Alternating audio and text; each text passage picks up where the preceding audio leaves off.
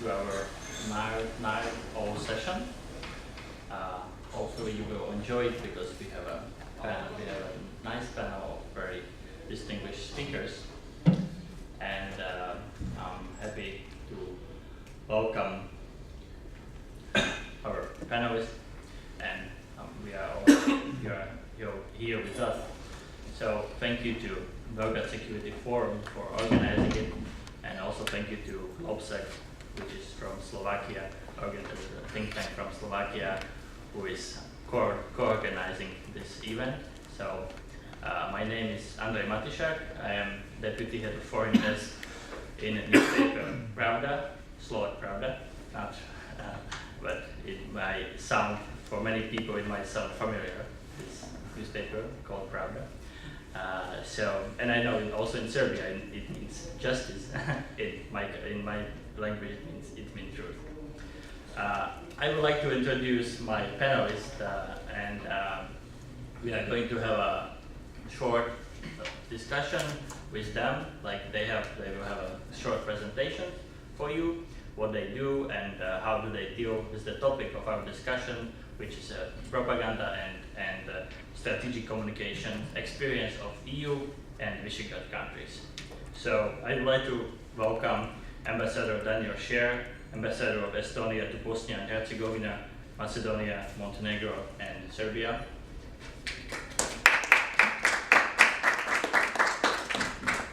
Then Ruslan Denichenko, co-founder and executive director, StopFake.org, Ukraine.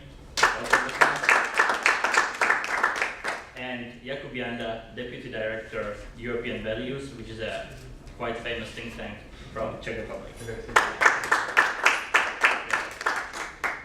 I was asked by organizer to say also a few words about Slovakia and how Slovakia relates to the topic of the discussion. So as a moderator, I will be also a bit of a speaker at the beginning, but I will be very brief and very short, and then you will have a chance to listen to people who are much more experienced than me, and they will give you, I'm sure, very interesting foods for thought, because and of course after this we will have a Q&A session, so please you may start thinking about questions you might have, and if you some short comments and so on.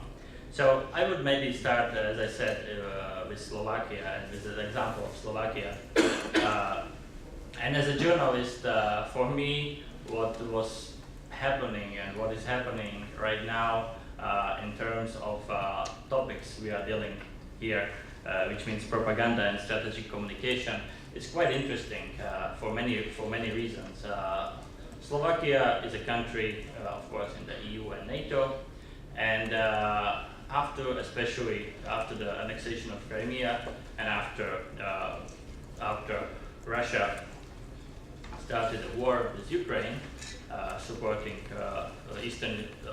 rebels on the east of Ukraine, I think it was really quite interesting to follow how our society, my society in Slovakia, reacted on this, and it was really a challenge also for journalists to distinguish many things which were simply like rolling over us, so many information, and part of those it was just a fake, some you can call propaganda, and you may see some kind of pattern in this also in Slovakia.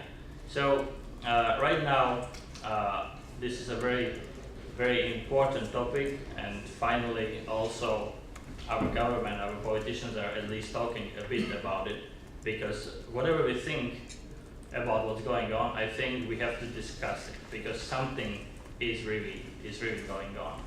And for media people, for journalists like me, it was kind of, as I said, a very interesting experience, and somehow it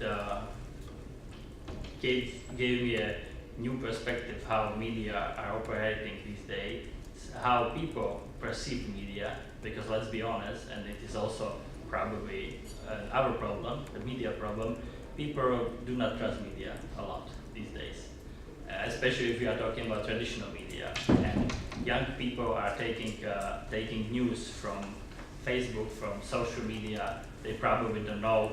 I'm writing for a newspaper, but I think that most of the generations, maybe they simply don't know that newspapers still exist anymore. So I'm kind of dinosaur probably. So, but it is really very important to see how our work is influenced by what's going on, by propaganda, by spreading all false news, and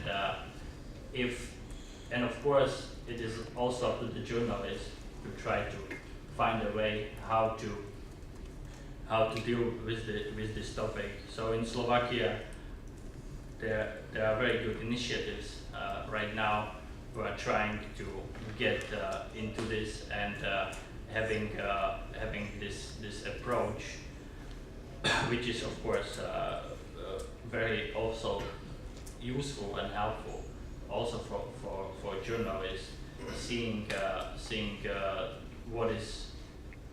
It's not always about truth. It's maybe sometimes about what is right and what is wrong. Also, co-organizer of this session, GLOBSEC, is doing its share, and if we see this, and we have kind of a small group in Slovakia, anti-propaganda group, trying to discuss those things and what is going on. I think we may see that also in other countries. So I would like to ask Ambassador Scher, what is the example, or what is the position experience of Estonia if we are talking about propaganda and about strategic communication? Yes, thank you very much, Andre, and thank you for having me here. I think it's, of course, I'm not an expert like the two colleagues here. I mean, I'll be giving a little bit of view from the Estonian Ministry of Foreign Affairs and the government side of what we've done. I think the strategic communications stratcom has become very much of a buzzword, and sometimes it's mixed up with propaganda. It's mixed up in terms of its definition. And for us, stratcom is really where we are trying to deliver our strategic message, where we're trying to share our values, democracy, human rights, freedom of speech, really to show what we stand for. It's not a propaganda. It's not propaganda. As propaganda is more of a biased nature, and it's trying to convince, or trying to make somebody else to form someone else's opinion on something. So for us, there's very clear groups that you want to target groups that you want to pass this message to. And it's important that it's done in a clear and a coherent message. You have a domestic audience, and you also have an international audience. But the message that we have to create in strategic communications, it has to be create a truthful image of the country, the region, or the topic being discussed. So it's really a facts-based, truthful messaging. On this side, it's not public relations. It's not communicating foreign policy positions, through press releases. It's not crisis communications. It's really communicating the values, supporting friends, demonstrating unity, demonstrating that we have a common position, that we have common ideals. Stratcom also, we don't see it as a separate activity. It's very much integrated into everyday policy planning. Each decision, activity, positions that you take have to be in line with the strategic message that you're passing. That means you have to consider what type of message this sends to your adversaries, to the domestic audience, the media, the public, and so forth. And so what we have done in September 2015, Estonia's national public broadcaster launched a Russian language channel. So this was something that was a long time coming. It's something that we needed to help integrate our Russian-speaking minority. Initially, it starts off presenting more sitcoms and entertainment shows, Most of, if not all, then almost all of the presenters are Russian speakers. They're slowly starting to introduce more analytical programming. Initially, there was a lot of sort of Estonian speakers as a first language reviewing, but now the Russian speaking viewership has also increased, but still significantly lower than Russian media broadcasters. Of course, this was also it was quite quickly picked up by the Russian media, labeling it a propaganda channel, but that's not the way that we see it. We see it, you know, to a lot of programming to give another option to our countrymen. Then in 2015, together with Lithuania, the UK, and Denmark, we had a joint initiative to create an EU external action service strategic communications team. So at the moment, one of the main productions is a disinformation review. This review is more of a counter propaganda tool. But again, strategic communications is not just counter propaganda, it's also has an important role in delivering information campaigns. And for example, here in the Western Balkans, the EU delegations have a very strong role of informing what the EU is about, what are these common values that we share together with the member states, but also organizing cultural events, conferences, bringing speakers, and really showing what the EU is really about. Prior to becoming ambassador to the Balkan region, I was in African EU delegation in Rwanda, and there everyone was really familiar with the European Commission, because the European Commission was the major donor in the region, and they were the ones who got the funding. But the beneficiaries, the citizens, didn't realize that the funding not only was not coming from something called the European Commission, but it's also a decision made by all of the EU member states to fund, to give development cooperation to where we share our common values in supporting countries and reducing poverty. So now with the new Lisbon Treaty and the delegations being named the European Union delegations, we're rebranding to show, again, in a strategic communications way, to show that that the EU is not just, you know, we're going to give you some money, we're going to pay for your projects, but it's also to share our common ideals. Then also in January 2014, the NATO started.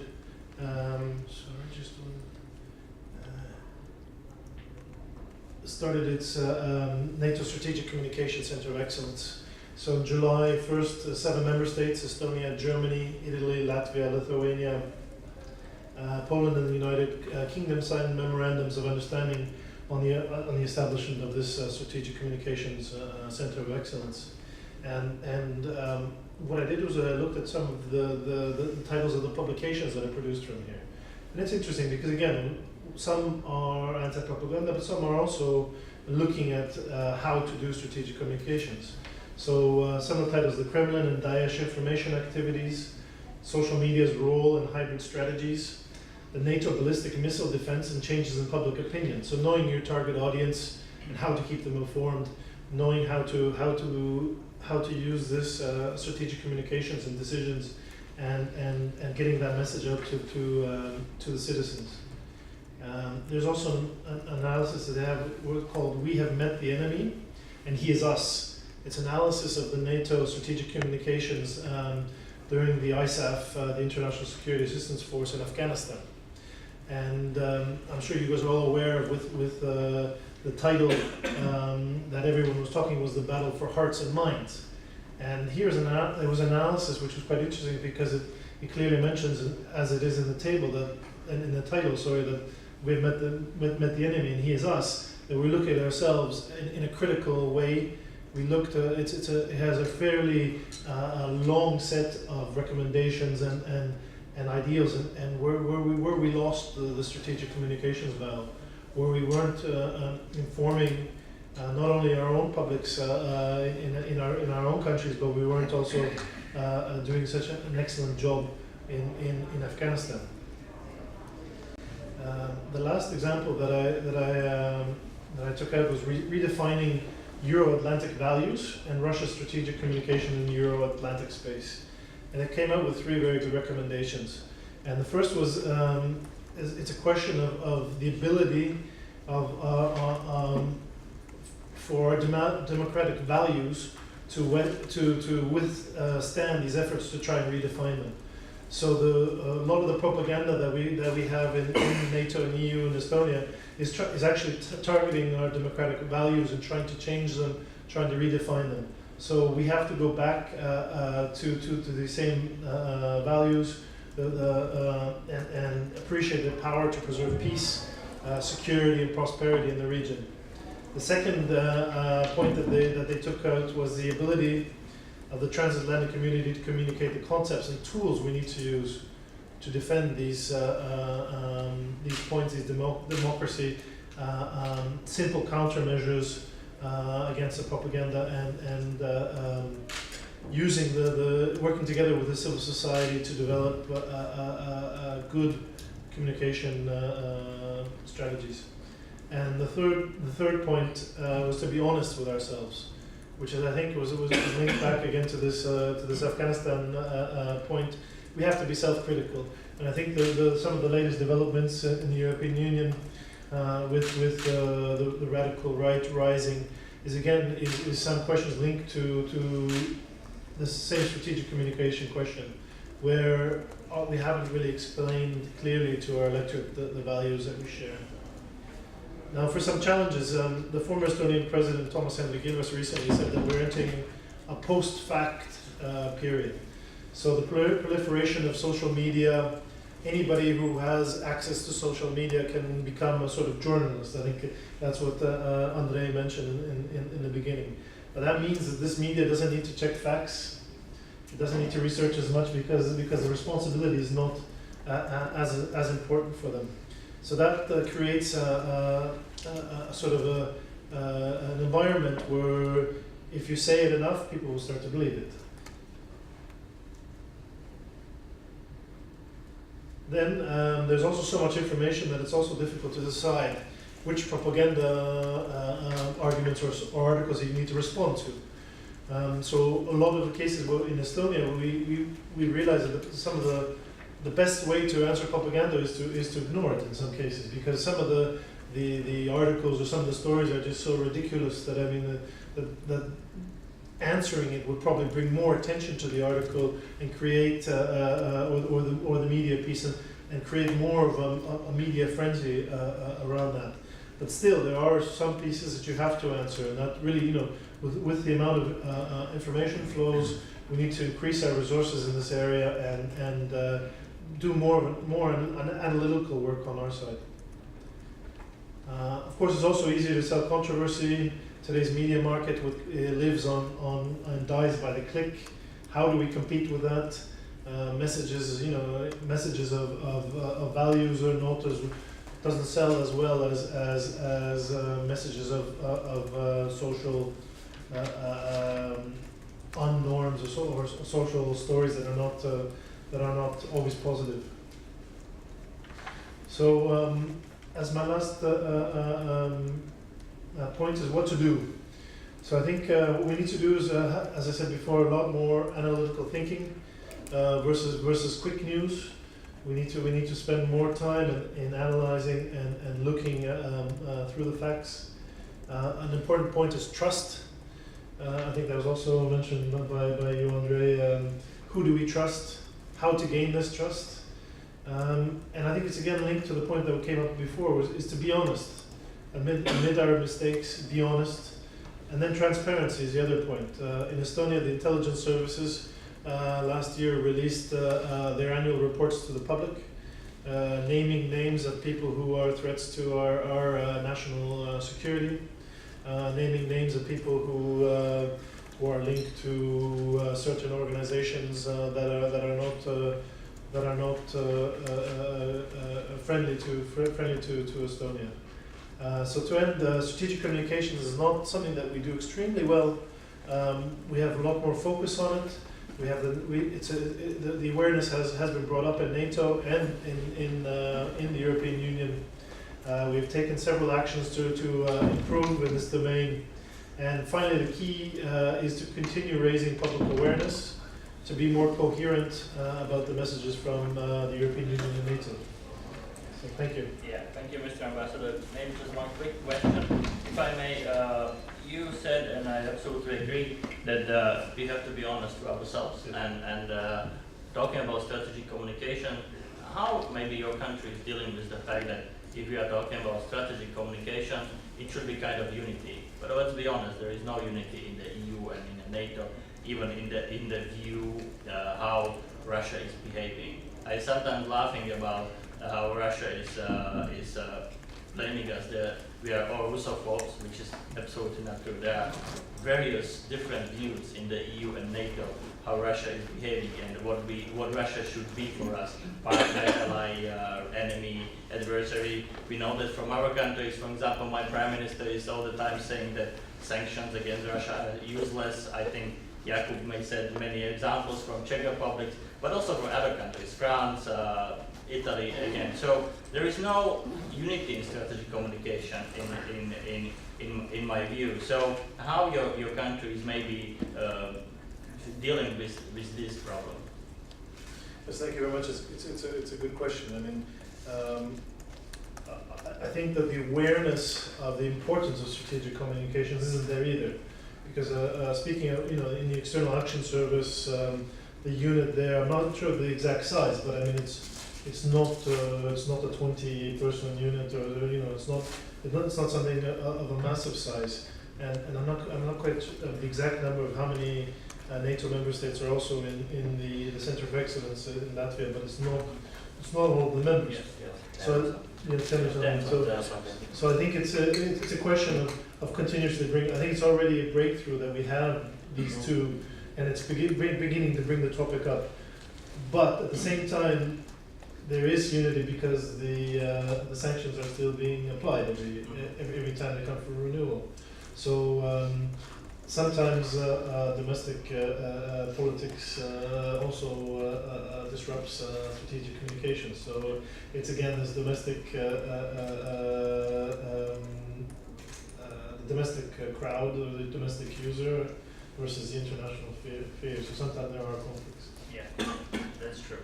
So talking about conflicts, Jocelyn, you are from the country which is in a state of war still, unfortunately, after the annexation of Crimea and the conflict in eastern Ukraine.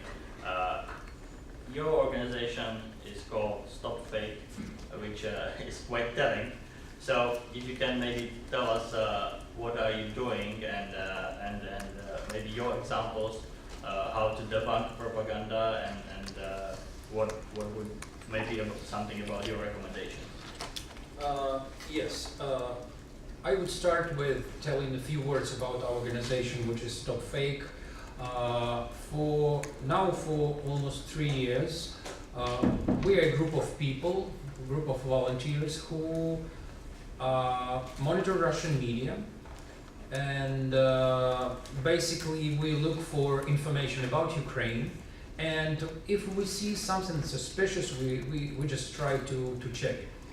And if we found enough proof that this information is not true, so we debunk this story. So basically we are a fact-checking organization, and as I said, we are in business for almost 3 years. Now we have 9 language services. We have 2 TV weekly shows, 1 radio show, and we are thinking about launching a newspaper dedicated to the problem.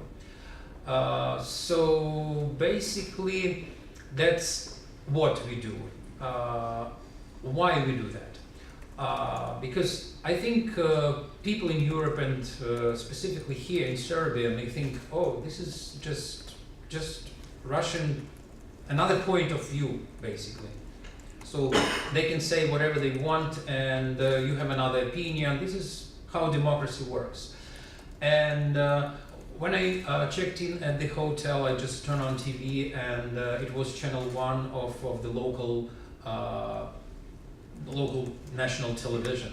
The first 2 stories were about Russia, about opening consular service in St. Petersburg, and another story about something else. I understand that Serbia and Russia have very good relations, and Serbia balancing between the European Union and Russia. We did the same. I mean, Ukraine did the same thing for many years. I would say for 23 years, we did. We balance between these powers, between West and Russia, and so we didn't expect that our neighbor and the Russians, people we called for 300 years our brothers, took part of our country, and they start the war in our country. And so I think we just underestimated the influence of Russian media and Russian propaganda in Ukraine 3 years ago. And so what we trying to do right now is to make our people, Ukrainians, more media literate, first of all. And so when we debunk stories, and we have thousands of debunked stories on our website, we have a huge collection of stories in, as I said, in 9 languages. It's a huge collection. So why we think that Russian media and Russian propaganda played the crucial role in this conflict we have right now. I read dozens of interviews with Russian citizens who used to work in Russia as businessmen or teachers or whatever, and they saw something on TV about Ukraine, about huge events in Ukraine, and they left their jobs, they left their families, and they went to Ukraine. They took machine guns and other weapons, and they start killing Ukrainians. And so they name media as one of the main reasons why they did it. So we just wanted to limit the rule of media, the limit of Russian media, Russian propaganda, and to limit it, how it influences Ukrainians, of course, and probably some Russians.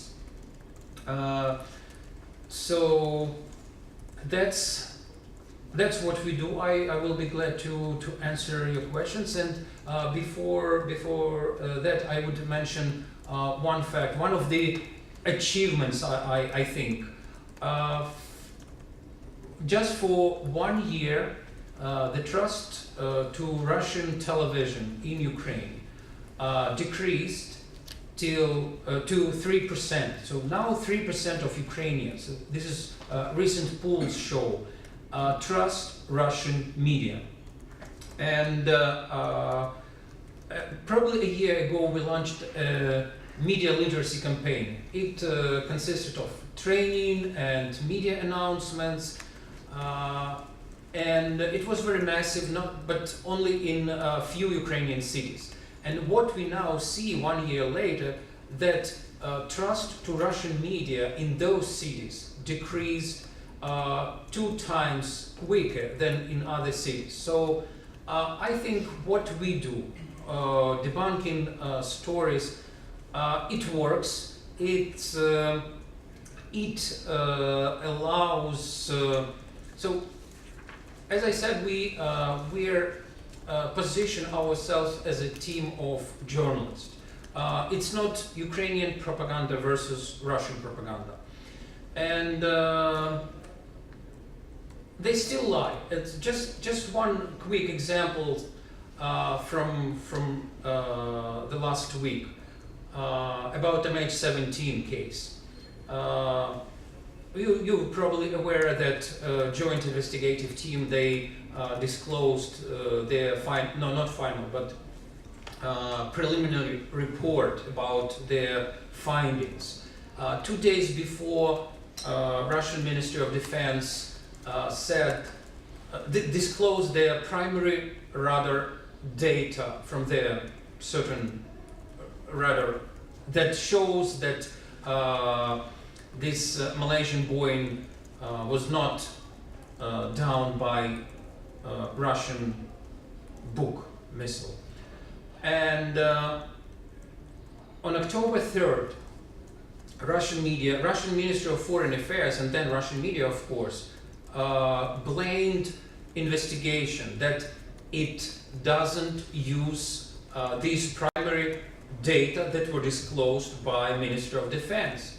So what we did, we called this, it was last Friday, I called this investigation group in the Netherlands and asked, do you have this data from Russians? And they said, no, we haven't received that. And it was a huge story in Russian media that investigators ignored this data. How they could ignore it if they don't have it? So Russian didn't just transfer this data. So I think this is a short introduction, and I would be more than glad to answer your questions about what we do and how we fight Russian propaganda. Thank you, Ruslan. Maybe also one quick question for you, a bit maybe also challenging.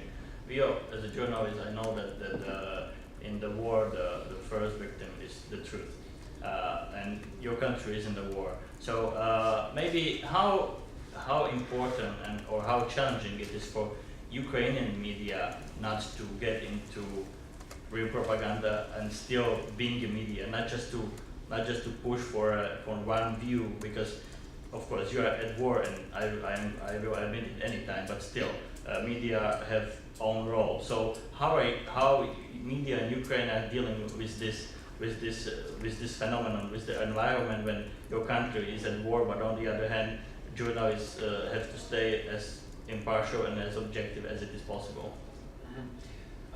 Yes. First of all, Ukrainian media are not controlled by the government, and they belong to different business groups. Some are pro-government, some are belong to opposition. So we have a whole spectrum of opinions, and even on a channel that belongs to the government was investigation about offshore companies that President Poroshenko owns. So this is one thing. This is very important. We have a pluralism of opinions, and I believe, and I don't see any restrictions that the government implies on media. This is very important. So as you probably know, almost 2 years ago, Russian television was disconnected in Ukraine. So court decided to ban Russian TV networks from cable networks and terrestrial networks. And now what we see how messages that earlier were delivered to Ukrainian audience through Russian media directly, now they try to use local Ukrainian media to push these messages. So of course, I don't know, maybe money issues, so bribes, sometimes lack of professionalism. People usually, not usually, but very often, even journalists, they don't check information enough. So they just repost information that they saw even in Russian propaganda outlets. So they do it, and then they start thinking, oh, should I check this information first? So this is one of the things we try to do. We try to teach students of School of Journalism and journalists to be more responsible, to check information before you print it, before you spread this information. Okay, thank you, Ruslan. talking about spreading information, you, Jakub, your think tank, the European Values, is very much involved in the project, but also debunking propaganda and fake news, and you also have a good cooperation with the states, with the foreign ministry, as I know. So you also can tell us something about your organization, about your work, and how it fits into the topic of our discussion. All right. So thank you very much for having me here. Thank you for GLOBSEC for having me here. Actually, in a short, what we do, and then I'll talk about more about the topic, how it actually looks like in Central Europe or Central Czech Republic. I come from a non-governmental institution which was built since 2005, which basically is focusing on several issues, but the key one for us that we are talking about is basically defending Czech democracy against hostile disinformation and influence activities. Basically, as you can, if I would say it like this, if you would be German, you would be saying, okay, so it's like 50% ISIL, maybe 50% Russia. In Central Europe, it's like 90% Russian or Kremlin disinformation influence, and let's say 10% of ISIL. So there is very limited number of radicalization or propaganda targeting and recruiting, as you can see, which is different from Western Europe. But still, the topic is pretty the same, and I'm afraid the two entities have very similar goals, but using different tools now. So what we do basically is that we work closely with our government on this. We work closely with our internal ministry and the intelligence community. And basically what we started to do is not only as, let's say, monitoring and analyzing how disinformation look like in our media space, but then we moved basically a step further. That's something what a think tank or independent institute could do, and it's much harder for the journalists or political parties to do, is basically to start developing policies on countermeasures. Because there are not so many things which the governments in Central Europe would like to do, so it's very hard to tailor it so that they would like to start doing it. To give you an example, we are glad, and I believe this is one of our successes, is that the Czech government has announced that it's setting up a new hybrid threat center, which basically means 30 people at the beginning of next year focusing purely on disinformation operations and terrorism, obviously, but still most of it would be focusing on hybrid threats and more or less the civilian part, so the disinformation operations at our soil. Because this is something what is very much of a threat to our domestic situation. To give you a few examples, 40% is the number of the Czech citizens who believe that Ukraine is run by fascists. 40%. This was polled in June. 51% of Czechs believe that the United States are responsible for the Syrian refugees coming to Europe, despite all the evidence of how they are escaping the Russian bombs. And over the last 2 years, watching the Czech disinformation scene, we can see that this is one of the key topics, like assigning blame to the US for the migration crisis. Alright, we can talk about how the US is responsible for the situation in the Middle East in general. But Syria and Syrian refugees is a very specific topic, and there is clear data on that why the Syrian refugees are coming to Europe. So again, they are just trying to use something what people believe is a threat. 70% of Czechs believe that Syrian refugees are a threat to our society, and then the Russian and pro-Russian disinformation outlets are only assigning blame to it. They've started doing it for 2 years, and they are pretty successful in it, as we can see from the numbers. So, but it's not only disinformation. There are other tools which we can see Kremlin to be using in some parts of Europe. Let's say there are 6 or 7. I'll just briefly go through them. Basically, there are the intelligence and cyber operations. You can see how Russian-linked organizations have been involved in meddling into the US elections. Finally, the administration, a couple of days ago, have admitted it, that it's actually happening, which I believe is good. First start is always to say you have the problem, because then you can start solving it. Or, for example, you can have another examples of intelligence operations. We have, in 2009, 2010, we have a guy at our general staff of the Czech army who was just trying to get information on the Czech army and on NATO protocols. And what happened was that there was most probably an FSB guy who just escaped to Russia in 2010. In 2014, you have the intelligence operation being run by GRU in Polish MOD. Again, it's open source what I'm speaking about. So you have so many examples around Europe where the espionage activities and intelligence activities Russia is using against the NATO member states for different reasons, but it's happening. So this is only one of the tools, and our Baltic friends know much about it because of their cases are well known. Let's say what the Russians are doing intelligence-wise over there. So that's only one of the tools. The second, let's say, would be disinformation operations, which we could speak for a whole evening over here. So I won't stop here for a long time. But there are other ones. We know that the Kremlin uses its Trojan horses inside of the EU. We have the Czech president, who I would sadly say that he's acting like a Russian Trojan horse. I can give you many examples of what he's doing. But there are other ones. There's Marine Le Pen in France. There are other of the political leaders at the political level of the European states who are being used and actively supported by the Kremlin, and they are just giving their love back as well, as they are going to Russia, helping out to legitimize the Putin regime back home. Or, for example, we have done a study with our friends in the data sector, and if you look at the Russian domestic media for over the last 3 years, and if you look how many times and how much they are talking about European leaders, you can guess, obviously, German Chancellor would be number one on the agenda. She is being portrayed as the opponent of Vladimir Putin.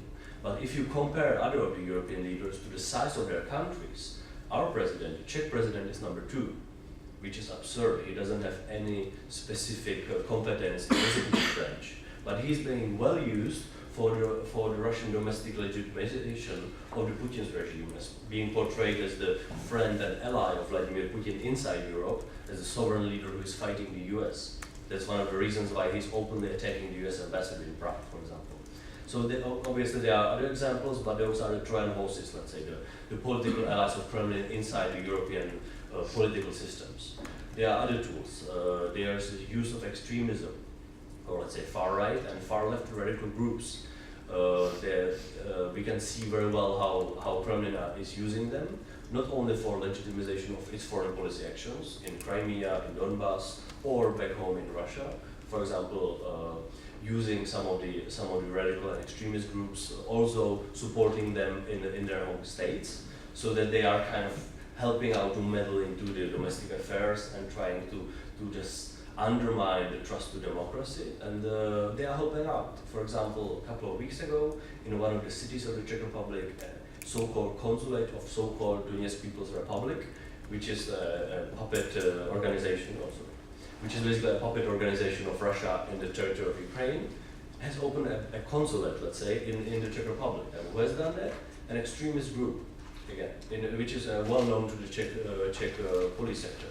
So they are using it very well. Okay, so this consulate is now, there is a court case against them, right? Well, there is, but definitely it's an NGO technically. It's an NGO calling itself a consulate of the Donetsk People's Republic. So you can't basically, in a legal state, you can do very little about it.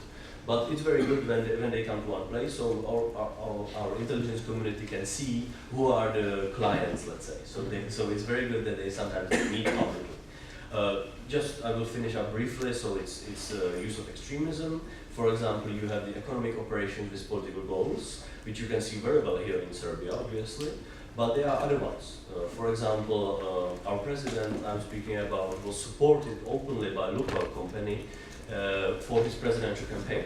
And there are many other examples. We can talk about Nord Stream 2, which I believe is a very good example of how an economic operation with clear political and geopolitical goals is being run by Kremlin, basically to help out its friends inside Europe. And well, there are other tools. For example, the misuse of some parts of Russian minority in the targeted states. Our Baltic friends know it really well. And this is all, for example, helping really well in my country, in the Czech Republic. You have several tens of thousands of Russians living there, but some of them are openly being supported by the Russian embassy or Russian authorities there, And what they are doing, they are just trying to build up the support among the Russians living in the Czech Republic for the Putin's regime, and they are openly doing the events in the parliament with our communists and with our far rights. So you can see the very clear network, basically what Russia is trying to do, or not Russia, but what Putin's regime is trying to do. And they are just using some of the tools I'm mentioning. Basically, they are using tools depends on how it works. So, for example, in the Baltic states, they would more or less use the parts of the Russian minority over there, or disinformation. Or in our case, they would definitely use the political allies of Kremlin, because they already have the president, the communist, parts of the social democrats in the Czech political spectrum. So basically, it's a big map or a Swedish table, let's say, and you can use some of the tools. And this is something what we can see, let's say, in Central Europe in general. I will stop here because I'm very long here. No. Maybe also one short question for you, Jakub. And it is also in my country, and I'm sure it's also in other countries, there are websites popping up like mushrooms after the rain, basically spreading Russian narrative. Some of those websites, of course, you can establish websites very quickly. Some of those are simply Putin spam website, but some of those might have maybe a bigger purpose. So, and I know you have been also dealing with this, and in Slovakia we have also the list of those websites who might have some ties to Russia. It is always very hard to find out who is financing them. There's always some kind of shadowy financing. So maybe if you can also say a few words about this, that if it is a problem in Czech Republic. Yes, that's one of the, if you look at the disinformation scene, let's say, one of the operations which we do see is, let's say, 40 websites, 40 disinformation outlets in the Czech media space, which is well connected to the Slovak ones because there is no language barrier. And basically how it works is that we can see a number of organizations who are non-transparent, so you basically can't reveal who is behind that. So I wouldn't say, and I don't have the evidence that there is direct Russian financing, but honestly it doesn't need to be, because you can see people in general, not only in disinformation, cooperating with the Kremlin not only for money, but also for ideological reasons. So it makes sense to them. They have the common enemy, the US, Germany, or the EU, who you like or who you don't like, and then they are just doing it on their own.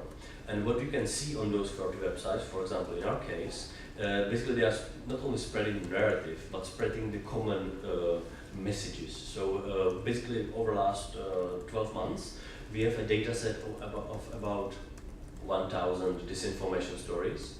And if you look into them, basically there's a scope of what is really happening in the disinformation scene in our country. And basically 200 out of 1,000 is focusing on the role of the US. Basically painting the picture that the United States are running the Czech government, that they are orchestrating everything what's happening at our political scene. So those narratives are very similar. Obviously, some of them are being used in a different local context, depending on if you are in Estonia, Latvia, Ukraine, or Czech Republic. So there are different national grievances which you can target with this information. But those disinformation websites, what they are also doing, they are supporting the network which I have tried to picture. They are supporting the extremists, they are supporting the political allies of Kremlin, and they are even supporting the economic operations with political goals, such as some operations close to Lukas, for example. So basically this is a whole network which doesn't need to be coordinated, and our country intelligence doesn't say it would be coordinated, but they are all heading into one goal. And in our case, it's basically attacking the EU membership. Just to finish up on that, Czech EU membership approval is about 25% right now. It's a historical minimum, and we have the Czech president, the friend of Vladimir Putin, openly calling for the Czech EU exit referendum.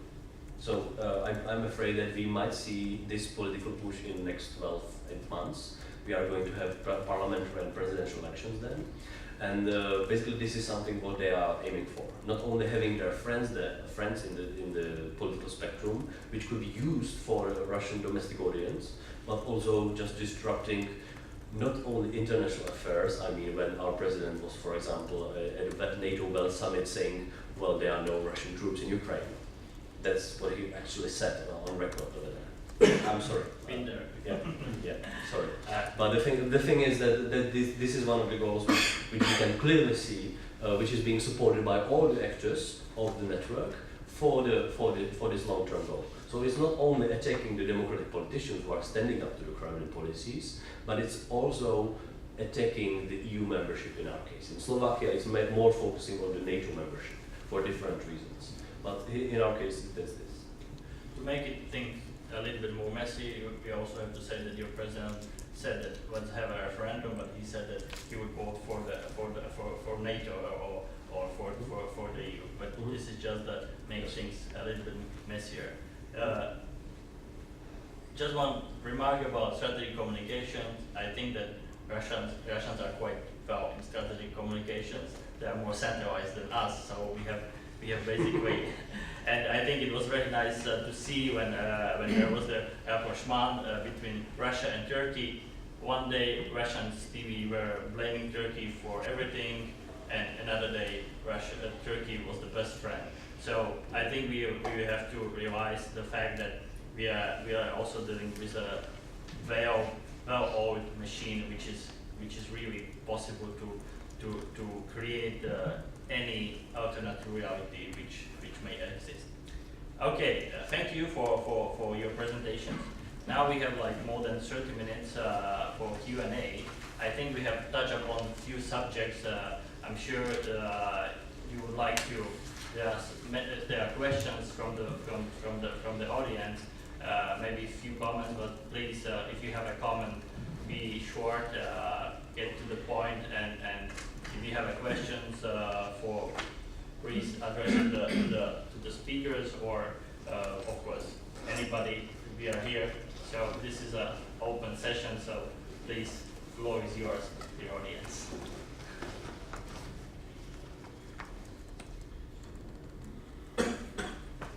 Anybody, please, yeah, you can. We have a mic, so please wait for the mic, and if you can introduce yourself, you know who we are, so we would be happy to know who you are. I'm Ambassador of Ukraine in Belgrade. Thank you very much, gentlemen, for your excellent presentations, which are all country specific, but have common features, because I would argue that propaganda was not born, or hybrid warfare was not born today. If you Google the name of Yuri Bezmenov, the former KGB and a journalist at the same time, you would learn more about it. I have one general question to all of the speakers, but before that, just by way of example, I wish to recall a very fresh piece of news about the visit of President Nikolic to St. Petersburg, which was mentioned here, and about the remarks by Gennady Timchenko, the honorary consul of Russia in St. Petersburg. This is all on the Serbian president's website, so I'm not inventing anything. So according to that website, Gennady Timchenko allegedly said, and he was relying about Serbian-Russian relationship, that it actually Tsar Nicholas II, the main reason for him to enter the First World War was to liberate the free, brotherly nation of Serbia.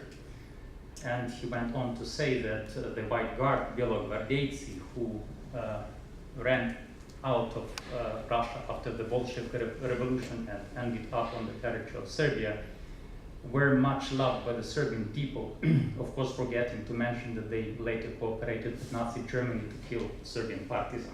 But this is just another example of this disinformation and how the Russian propaganda is working on the minds of the Serbian people.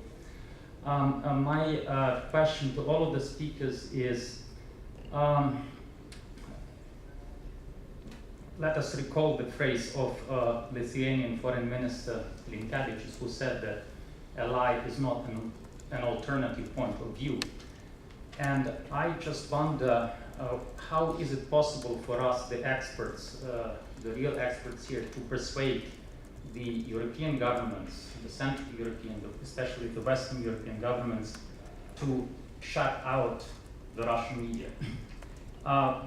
Because the usual counter-argument is we have freedom of the media. People should have access to all the media they are clever enough to decide. But if you analyze the content of Sputnik or Live News or Russia Today, and just by simple arithmetic, you know, or what Ruslan is doing, if you can show that in the last 2 or 3 years, 90% of their content is not just an alternative point of view, but simple lies, then maybe it's high time to do something about it. And this is what Ukraine actually did. And now the Russian propaganda is working on the Ukrainian people much, much less than it used to be 3 years ago. Thank you. Sorry for taking so much. Sure, of course, yeah. So maybe we can take one more question. Yeah. Thank you very much. I'm Untitled Chapter from University. Actually, listening to this distinguished panel, I had a feeling that you touched only upon one side of strategic communication, defense against essay propaganda, a sort of focusing on countermeasures. And that's true. I mean, Russian propaganda is really very, very offensive. It's very ugly, spreading lies and just taking advantage of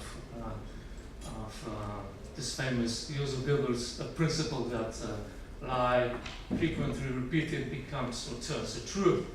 So, but this is only one side of the coin. The second is, let's say, positive communication.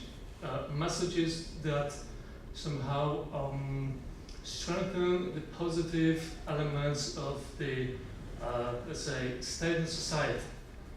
So,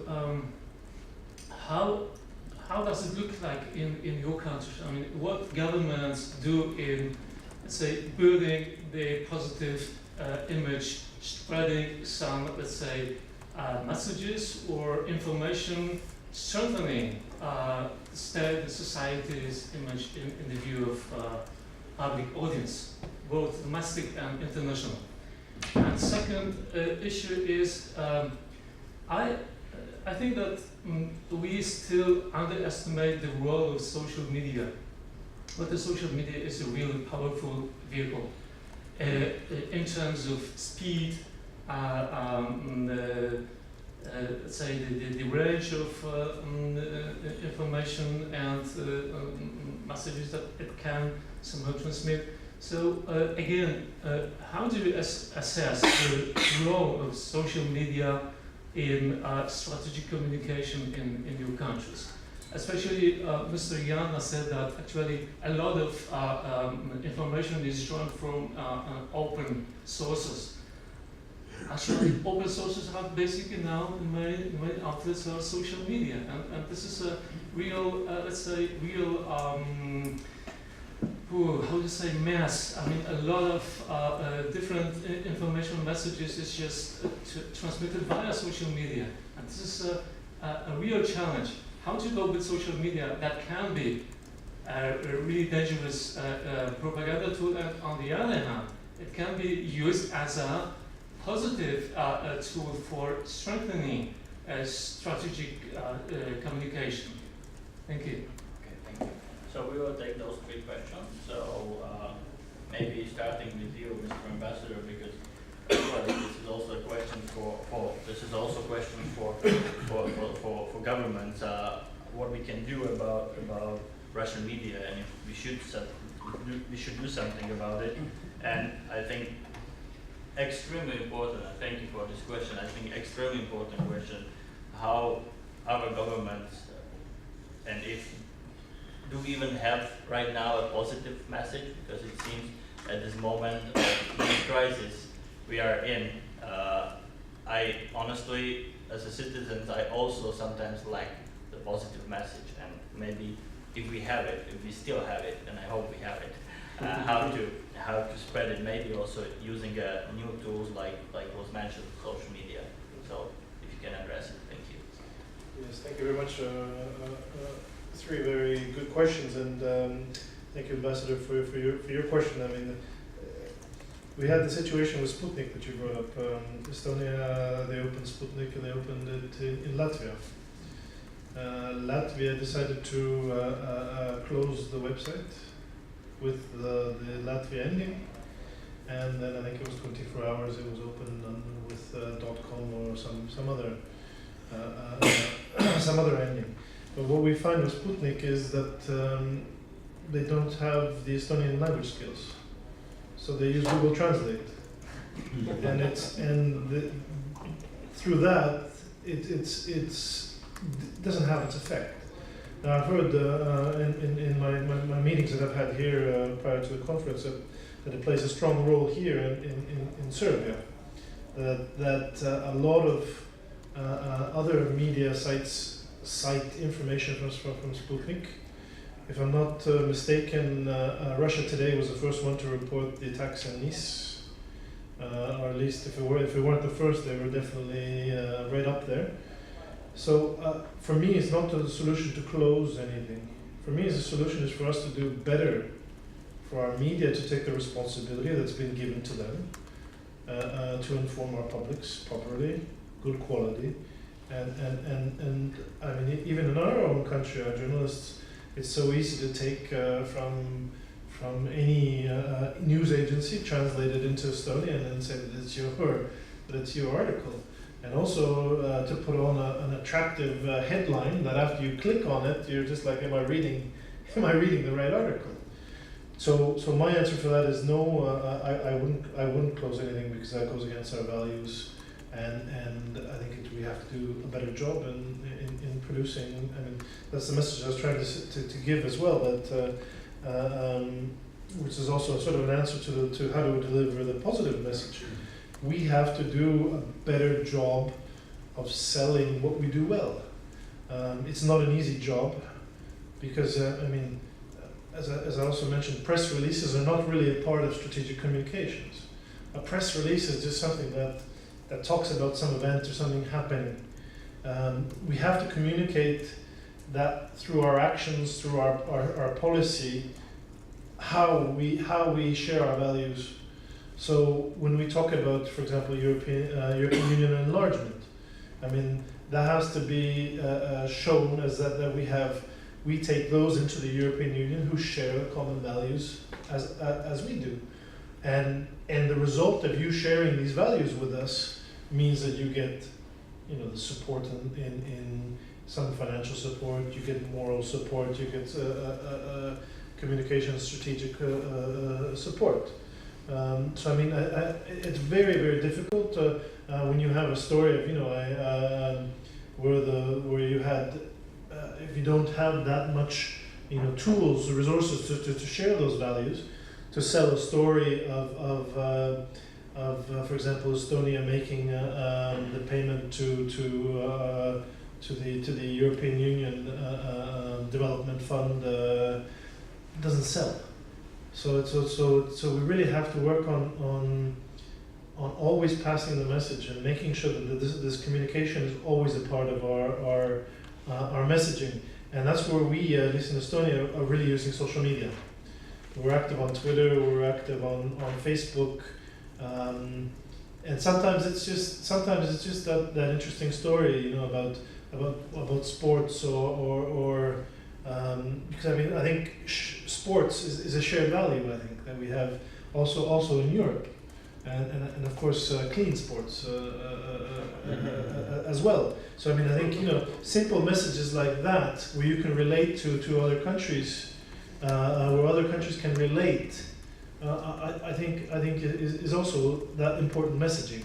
So tying into these, we have to find out how to deliver our message to a user or a media user who today wants a quick hit, a quick message.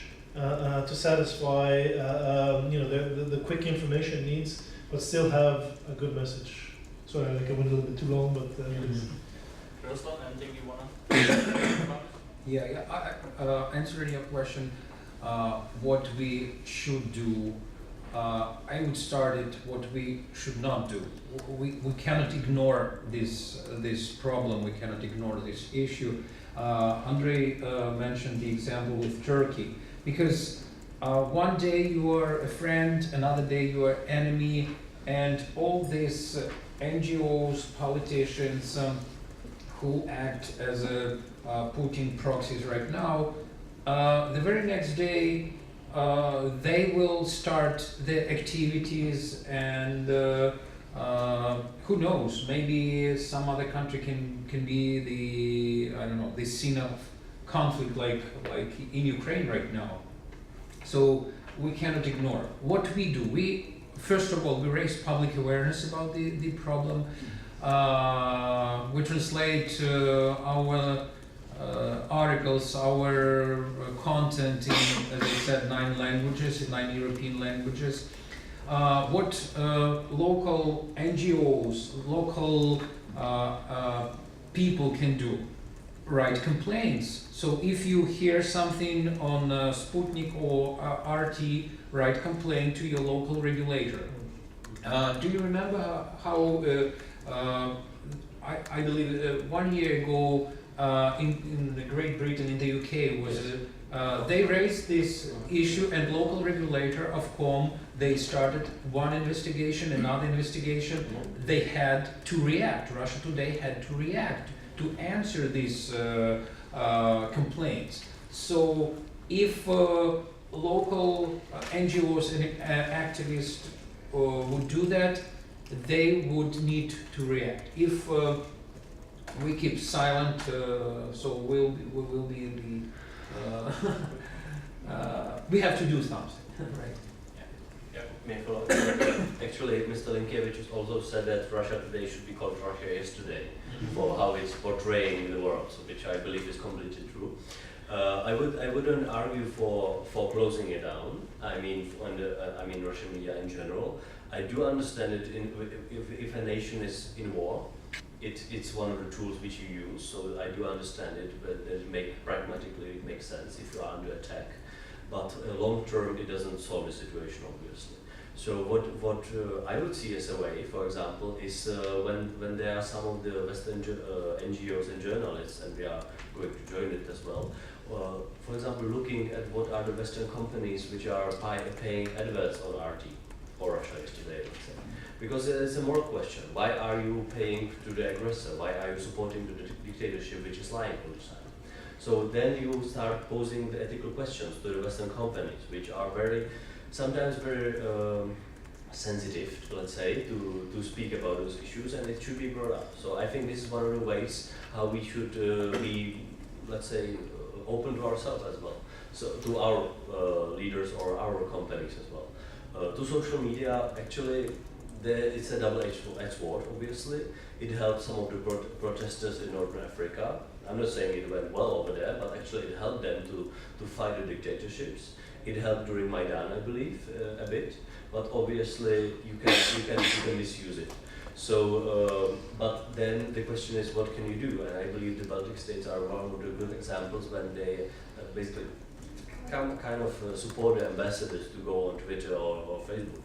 This is something for what I believe some of the Central European ambassadors should be more encouraged to do, and basically be really active as the country can have more voices. Obviously, we are not going to be a dictatorship, hopefully, Russia, so there won't be a one voice, but there will be a multiple number of voices from more sides of the democratic spectrum speaking to our audiences. So this is something I think is a more natural way for democracies to go to, but it doesn't work out if it's very well.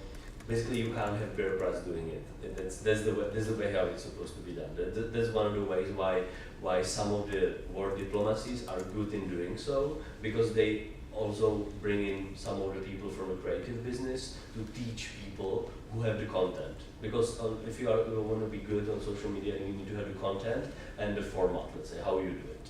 So this is something where I think some of the modern diplomacies are working very well to teach their ambassadors or their experts how to really behave on Twitter, Facebook, or on Instagram, for example. And I believe it's working well sometimes. But actually it's not obviously not going to solve the disinformation problem, obviously. It's more of a branding issue or cultural diplomacy as well. So I will stop here so we have time for questions. Absolutely. I just want to add something also to it as a journalist, because it's quite close to my heart. Of course, shutting down something is always a problem in my view, even if I believe this is a tool of Russian propaganda or tool of Russian strategy. I think we have to do things like strengthen our society. There was a question about positive message. I think we have to engage with people, even on social media, as it was mentioned. Also, me working for a newspaper, I think we are sometimes forgetting engaging people with the positive messages and very short positive messages. You know, in Europe now, every politician is starting speech about the EU with the words like, EU is not very well, but we don't have an alternative. No, we should start differently. EU is the best we have. Of course we have problems, and we are going to solve them together. So there are small things we can do, and definitely there is something, don't forget to engage these people, because now they have platforms, social media, so engage with them. May I just briefly add? Yeah. Just on the banning of the Russian website, let's say, look at how Sputnik has worked out in the Scandinavian or Nordic countries. It hasn't actually. After a year of their work, they closed out the operations in Nordic languages because nobody was reading them. They had like, I don't know, 400, 500 followers on Twitter, so they were really bad in doing this stuff. I meant on the cable TV. Yes, I know it's different on online, but it's one of the good examples, I think. When Is it more education, you think, or language problem? I'm sorry, how it happened, you mean? I honestly don't know. I don't know how it actually happened. Maybe they were so bad in Swedish or other languages. So Google they Translate? probably. I honestly don't know in detail. But actually, this is the how it ended up. Or for example, in Finland, you had 21 editors in chief writing a common joint letter saying Sputnik and some of the other disinformation outlets are not media. They are not journalism. This is something what the state cannot enforce you to do, but it's great if you have a political or media culture when the media people, the senior media people, are so responsible. So they say, sorry guys, you are not journalism. And I would give it as one of the good examples. For example, you have in your countries you have the professional communities such as people working in medicine or in juristic sphere, let's say. And they, let's say, auto-regulate their own profession. So they say you are not a jurist, you are not a doctor because you don't fulfill your criteria, ethical ones as well. This is something what journalists should do as well. And the state cannot force them to do, but the journalistic association can say, sorry guys, if you are lying all the time, if you are systematically preparing this information, you are not journalists. And this is something what although only the civil society part of the journalistic sphere can do. State can do anything here. It will be extremely difficult. Yeah. I have to be honest with you as a journalist. So, okay, let's have another round of questions, please. We have a mic. Oh, thank you.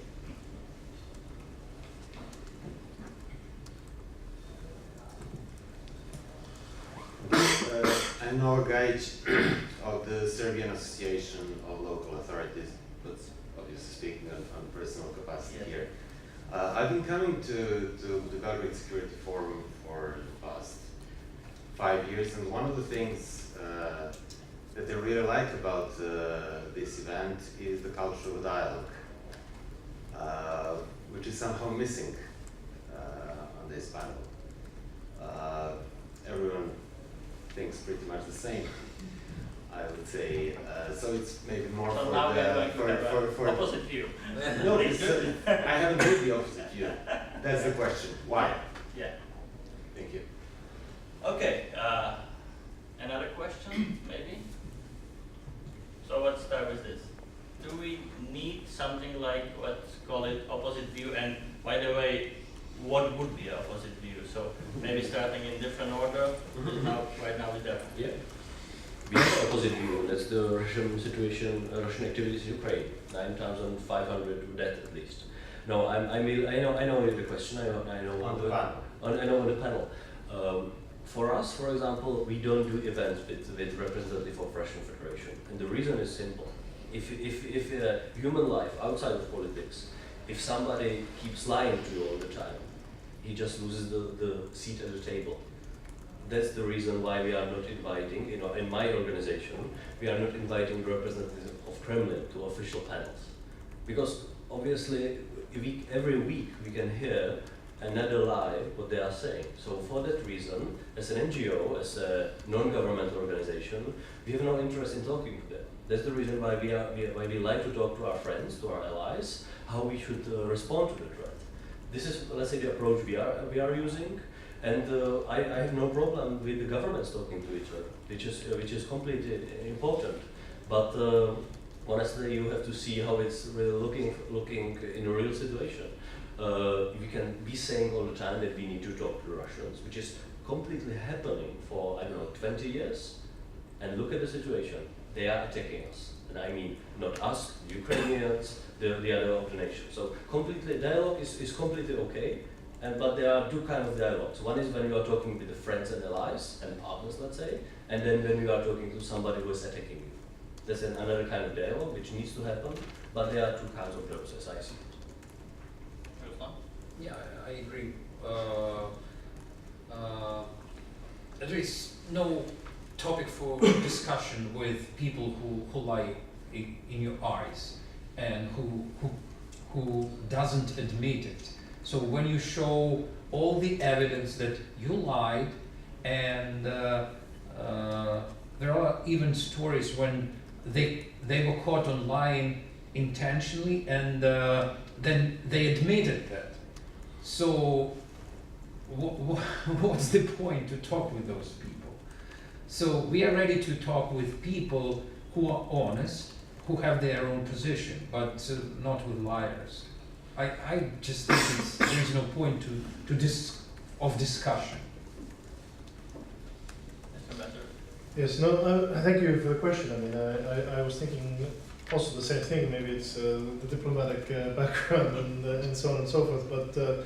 But for me, then you definitely have to have the other side of the Russian story. You know the names of the opposition figures who also have a different situation in their own country. So I have no problem, you know, if both sides of the Russian side are also represented, then I have no problems whatsoever. And I mean, in Tallinn we have a conference that we organized, and there we did have representatives of both sides, and yes, it was a little bit, temperature was rising, but I guess sometimes that is also interesting, so I appreciate your question. So maybe I will rephrase the question also a bit to challenge you a bit more. For you, what is propaganda and what is simply maybe an alternative point of view? Because I had a couple of weeks ago, I had a very interesting conversation with Pavel Felgenhauer, quite well-known Russian military analyst, definitely not somebody who is not critical to Putin's regime. He's very critical, but he simply says that you must understand that Russia is thinking differently than the West. If Russia is saying something that NATO is moving to Russian borders, they believe it. And we can say anything about it, that it's not true, we wanna have dialogue, but they simply see it differently. If they see Estonia as part of NATO, they are thinking, no, in 10 years, NATO will be in Kharkiv. So that's their view. And it is not propaganda, it's simply their deep-seated view. So how you might address this problem, that there really, and I think we have to address it in the West, that there simply are different views how the world should be, how the world should operate. Yeah, I have no problem with, I respect that some parts of Russian society or the elite thinks that, but they have the right to believe it and do their activities in their home territory. That's the whole point and concept of sovereignty. They cannot do it in Ukraine, they cannot do it in Estonia, they cannot do it in my country. They can be there, but if they do hostile activities, which we can be talking about for long term, then they have no right to do them over there. Then there are tools for diplomatic or security, police, intelligence, counterintelligence work, which will just oust you out of the country, because that's the whole point of sovereignty. It's your country, and that's where you do the decisions. So basically, this is the whole point why the West is so freaked out about the Russian activities in Ukraine. Basically, they have no right to be there. the casualties are horrible. But the whole point is that the Russians are not having the right to be there. I know that's the whole point for me. Yeah, absolutely. That's I what- agree, yeah. Again, you need to speak first then, because I Yeah, yeah. And maybe you, Mr. Ambassador, how do you see it from also your point? I mean, you know, it's, what is propaganda? I mean, there's of course there's different levels and different goals. I mean, if you look at the Russian question, I mean, they have the two types. One is for the domestic audience, and one is for the international audience. So I mean, from here in the Balkans, I've several times. I mean, when I've spoken, when we've spoken with colleagues here, they ask me the question: would you send your kids to school in Russia? That's what they ask themselves, and that's part of the propaganda that works domestically for them. Why are one of the target audiences in Estonia? Why are they staying in Estonia? Because obviously something is different. So it's you have the right to your opinion. I completely agree with that. But once you start trying to interfere or trying to influence another country's, as you said, sovereign right, then it becomes a different level. And I don't really think there's much time to that. Yeah.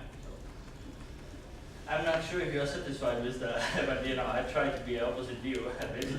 So, Actually, I wasn't looking for an opposite view. yeah, I know. You have been looking for somebody who would be sitting here and maybe having a different. Yeah, maybe we can think about it. But I think that one of the message what was from those questions is that, you know, we are open to dialogue, but you have to have a on the other side, you have to have somebody who is open to the constructive dialogue.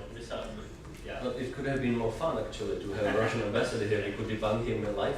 I know, Jakub, It would be fun. that you like your fun, so but we still have. It's not necessarily two sides. Someone might have a different objective on the side, while I don't see it here. I don't see that dialogue here. Everyone pretty much thinks. The thing is, how would it look like? I'm not saying it you are representing, but how would an alternative point of view look like? Alternative point of view of what the Russians are doing in Ukraine or? I was hoping to get it from this panel. Yeah. Okay. What Russia today is Yeah. that? Okay, so we still have I think time for one question. So if there is anybody who would like to ask the question, please raise your hand. Somebody? Yeah. Maybe? No?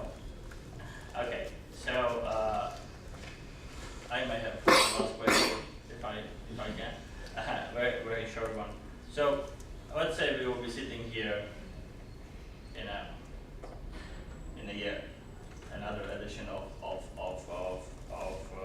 Višegrad Security Forum, which we all hope we will be invited. So, what do you think the situation will be better or worse? Talking about propaganda and strategic communication, and I will start with this one. I think the situation will be different in different countries, and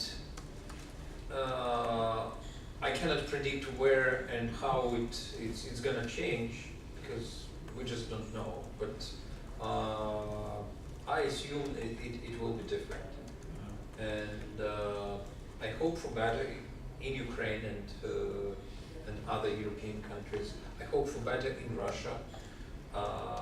Because I have a lot of friends and even relatives in Russia, in Moscow. I cannot visit them right now. I was going to, but a week ago my colleague was detained over there, so I just canceled my visit to Moscow. I don't want to be another hostage of Kremlin. So hopefully next year I will have a chance to go to Moscow and I will not afraid to be detained. Okay, so this is your aim. I will write it down and let's see. Yeah. Well, I'm afraid in a year it will be worse. No matter what I would hope for or what I would like to be, actually in a year you will see the French presidential elections, where I'm afraid that Marine Le Pen will be close to winning. We'll see how it ends up, but the next French president will be pretty pro-Kremlin. That's what I'm afraid of. I'm afraid that we might see an end of sanctions, no matter how it ends up. I mean, those ones connected to the Donbas situation. Even though I don't like it, but I'm afraid it might happen because of some of the trial forces of the Russia inside of the EU. We might see more of Russian aggression, maybe in Ukraine or in Moldova, with potentially, because there will be more domestic problems in Russia, economic-wise. So there will be a need for an external aggression again somewhere. So I'm afraid that's something what we might see as well. And then obviously the question is whether the Americans will elect Hillary or Mr. Trump. That would be a big question, but still I'm afraid that the Russian disinformation activities in the EU will increase because they don't have the countermeasures are so weak at the moment, and I don't see them very much stepping up in the big states. So that's then you can see that how far is the Kremlin able and willing to go in the US elections, how far they are able to go into the deep heart of their democracy. They'll be doing much more in Europe when the stage is a bit lower and the world is not really watching actually. For example, in small countries like my one. So that's something what I'm afraid we will see even more harsh disinformation and influence operations, and the result will be pretty similar. You will see more trial horses being elected or being close to elected inside Europe, and the game changer would be if Germany takes it seriously. That would be the game changer in the European response, which would definitely mean if the CDU would put up a coalition with the Greens, for example, who are still a position on Russia. But with the SPD, with the Grand Coalition, I'm afraid we will see more and more Putin verstehers in Germany, which means that the European response will be very weak. Outside of the small nations which are fighting their way, such as the Baltic states or my country is trying to do it right now, but it might change in a year. And what about your crystal ball, Mr. Ambassador? It's difficult to take the floor after that, Yeah. but I wanted to go back again to the question a little bit regarding the sort of opposite views. I was moderating a panel in Estonia where we had a French journalist who was the first journalist to do the same fact-checking of French television. So I mean, it's not. I mean, we've been talking about maybe one country a little bit too much because it's also Daesh. It's also sometimes in our own countries we have to do some fact-checking. But I asked him the same question, more along the lines of link to social media and how that has sort of given freedom to have this type of an environment, and you know, he didn't really want to answer me, but he said, look, you know, we had cinema came and everybody was, oh, people will be ruined and what's going to happen to society. Then came the television, and the same story, oh, everybody's just going to be, television is going to destroy everybody. Then came the internet, and the same thing. So he said social media is just another step, and eventually there will be a new app that maybe will already have a filter on it that filters out that Ruslan will be out of a job because this app will already do the fact checking for us. I mean, I don't know. That's my dream. Yeah. to lose my job. I think there is some possibility there. So I mean, on the positive side, I think that the environment that allows for some parts of these points that you brought up, Jakub, will disappear eventually. Of course, the person-to-person contacts, those will be the most difficult. But I do think that some of our allies who maybe had a different view after, for example, after the shooting down of the airplane, the Dutch have completely changed their analysis, and I don't think they're the only ones. So once again, we're taking the steps in NATO and in the European Union, to bring up these awareness questions. It's a slow process, and we just have to hope for the best and believe that our citizens are able to also see through some of these things as you have in Ukraine. I mean, that's exactly what happened, I think, in Ukraine. They saw through the sort of disinformation, and I mean, I think eventually that will happen in the West as well. Thank you. Thank you very much. Gentlemen, dear audience, thanks very much for being with us. I know in this beautiful city of Belgrade at 10 o'clock there are, I'm sure, many other things to do, but thank you for staying with us, and thank you for your questions, and please give a big applause to them.